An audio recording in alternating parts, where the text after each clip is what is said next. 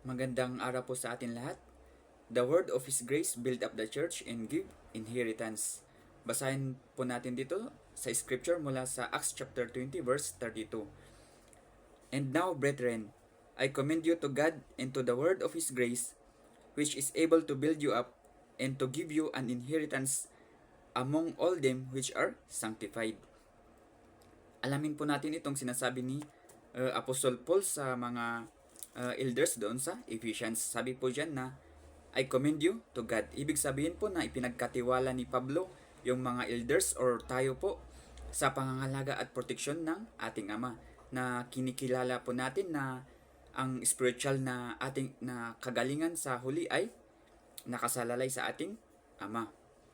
And sabi po ni Apostle Paul na to the word of His grace. Tinutukoy po dito yung gospel message of God's unmerited favor towards humanity through Jesus Christ. The gospel of Christ, which is the source of our spiritual growth and inheritance in God's kingdom.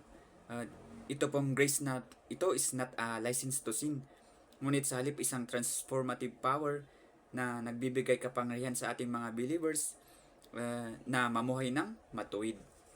At sabi po dyan na which is able to build you up.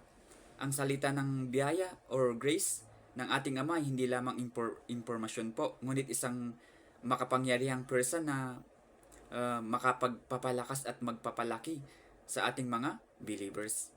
At sabi po dyan na to give you an inheritance among all those who are sanctified.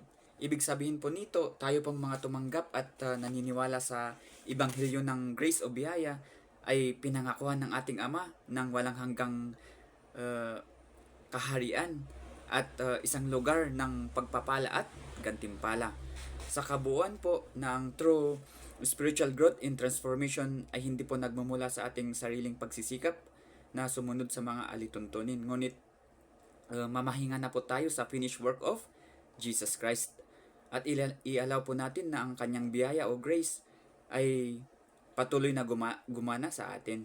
Malinaw po na ang gospel of grace ay is the power of God for salvation, hindi po lamang para sa ating paunang pagbabagong loob, kundi pati na rin para sa patuloy nating pagpapakabanal o sanctification.